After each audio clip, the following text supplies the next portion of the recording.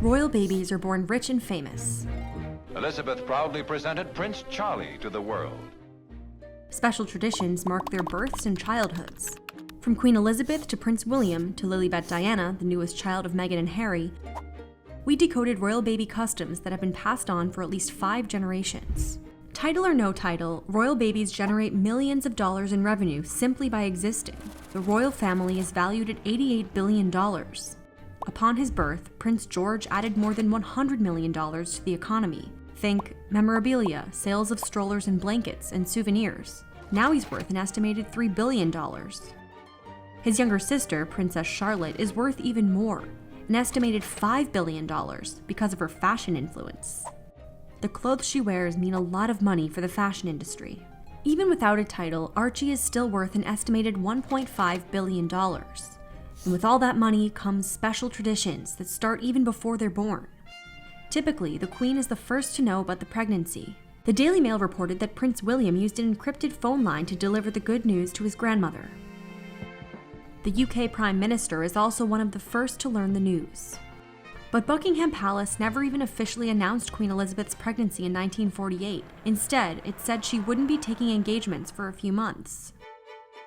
Gender reveal announcements have long been a no-no until after the baby's birth. Meghan Markle broke this tradition when she told Oprah on national television that the couple was expecting a girl. Queen Elizabeth had all 4 of her children at home and took them out to the balcony of Buckingham Palace for their debuts. The royal births are announced on an easel outside of Buckingham Palace, followed by gun salutes. A town crier also announces the exciting news. Oh, yay! Local establishments celebrate too. Princess Diana didn't announce the sexes of her children until after they were born, but she did help modernize things by giving birth in a hospital. In fact, she was the first to stand outside the Lindo wing at St. Mary's Hospital in London for a photo op, holding baby Prince William. Years later, Kate Middleton followed in her footsteps, and even seemed to pay homage to Diana's outfits. But it's still quite different from the average hospital birth. Royal physicians, a gynecologist and a doctor, deliver the baby. The official royal doctors have been part of the royal family for hundreds of years. The team is made up of multiple healthcare professionals in all different specialties. The royals wrap their newborns in a merino wool blanket made by the small family business G.H. Hurt & Son. The company has been making these luxury knitted lace shawls for more than a century, and it's produced blankets for 3 generations of royals. The public has to wait a couple of days before learning the baby's name. And there's a lot of meaning behind it, usually honoring multiple members of the family. William, for example, has 4 names, while his children each have 3. The royals usually choose common shared family names, but the further down the line of succession, the more acceptable it is for a royal to grant their child a unique name. Another naming tradition, most royals don't have a surname. William and Kate's children use Cambridge unofficially when surnames are required, like at school. Archie's last name is Mountbatten Windsor, which is a common one used by royals without a Royal Highness title. The babies ride in the Rolls-Royce of Prams, one of the most iconic royal traditions. Even a baby Queen Elizabeth had one of these, and so did baby Prince Charles. The strollers are made by Silver Cross, the oldest of which dates back to 1877. It can cost up to $4,000. Recently, royal moms have opted to use more modern ones, and those can be pricey too. Archie's Bugaboo costs more than $1,300.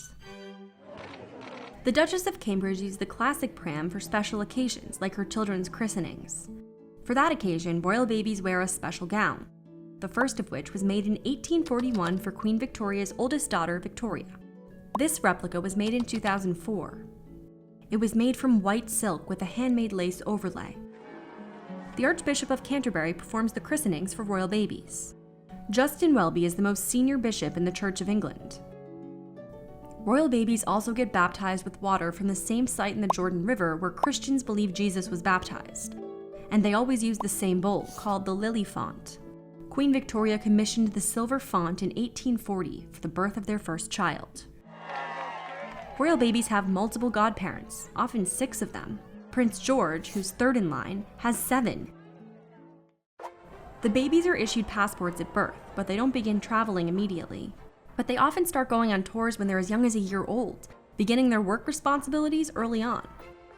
And royal babies don't always receive their titles automatically. They have to wait until the Queen grants them one, after they're born. That's because of King George V, who restricted the number of family members who could have a royal title. His rule means that the titles Prince and Princess go to the Queen's children and the grandchildren of her sons, as well as the oldest son of her oldest son. Since Harry is the second son, his children are not guaranteed titles. But neither was Princess Charlotte, so then why is she a princess? The answer is actually quite simple. Queen Elizabeth issued a public proclamation that removed the first kid-only rule. A question that remains then is why she didn't bend the rules for Meghan and Harry's son Archie.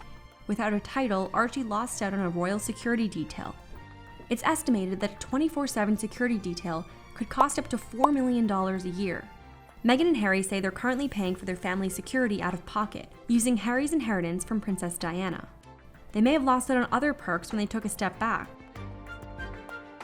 Members of the royal family traditionally have live-in nannies. Maria Barallo, William and Kate's nanny, went to the prestigious Norland College in Bath, where she was trained in understanding royal customs, defensive driving, martial arts, and escaping kidnappers.